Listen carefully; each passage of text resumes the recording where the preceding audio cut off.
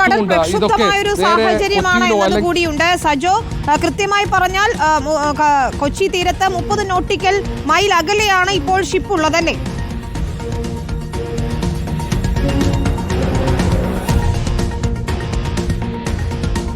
വിനീത,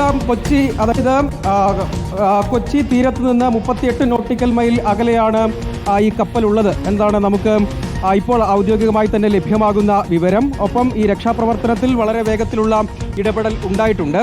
മറ്റൊന്ന്, ഇങ്ങനെയുള്ള ഇന്ധനങ്ങളാണ് അതാണ് ഇതിൽ ഏറ്റവും പ്രധാനപ്പെട്ട കാര്യം. അത് ഡേഞ്ചറസ് ഗുഡ്സ് വിഭാഗത്തിൽപ്പെടുന്നതാണ്, അല്ലെങ്കിൽ അപകടകരമായ ഉൽപ്പന്നങ്ങൾ എന്ന നിലയ്ക്ക് കാണേണ്ട വസ്തുക്കളാണ്. അതാണ് മറ്റൊരു ഏറ്റവും പ്രധാനപ്പെട്ട ഒരു കാര്യമായി എടുത്തു പറയേണ്ടത്. മറ്റൊന്ന്, ജീവനക്കാരെ രക്ഷപ്പെടുത്തുക എന്നതും പ്രധാനമാണ്. നമുക്ക് നേവി ആദ്യഘട്ട വിവരങ്ങളാണ് പങ്കുവച്ചത്. ആ വിവരങ്ങളാണ് വിഴിഞ്ഞത്ത് നിന്ന് കൊച്ചിയിലേക്ക് എത്തിയതാണ് എന്ന കാര്യത്തിൽ അതിലെ ഔദ്യോഗിക സ്ഥിരീകരണം എന്നത് വരാനിരിക്കുന്നു. എങ്കിൽ തന്നെയും അങ്ങനെയാണ് മനസ്സിലാക്കുന്നത്.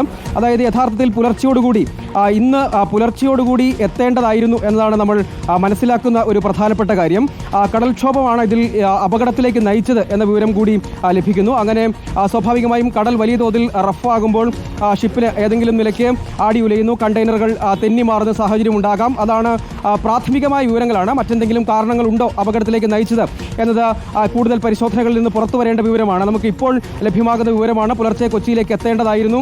ആ നിലയ്ക്കായിരുന്നു അതിൻ്റെ റൂട്ട് എന്താണ് നമ്മളിപ്പോൾ മനസ്സിലാക്കുന്നതിൽ കൃത്യമായ റൂട്ടും സമയക്രമവും ഉള്ളതാണ്.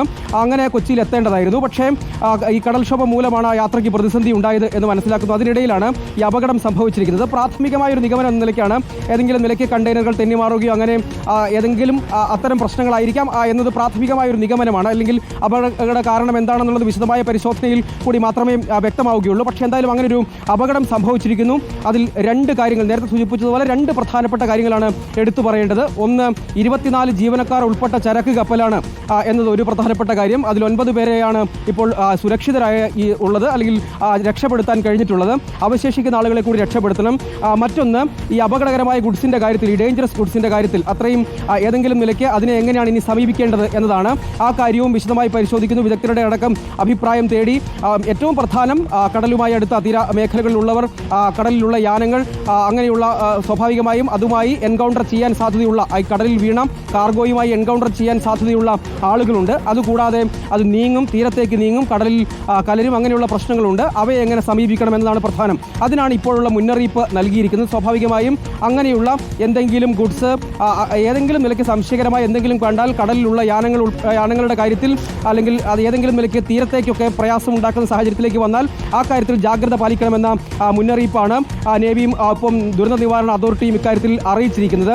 വളരെ വേഗത്തിൽ തന്നെ പരമാവധി ഇടപെടലുകൾ ഇപ്പോൾ തന്നെ നാവികസേന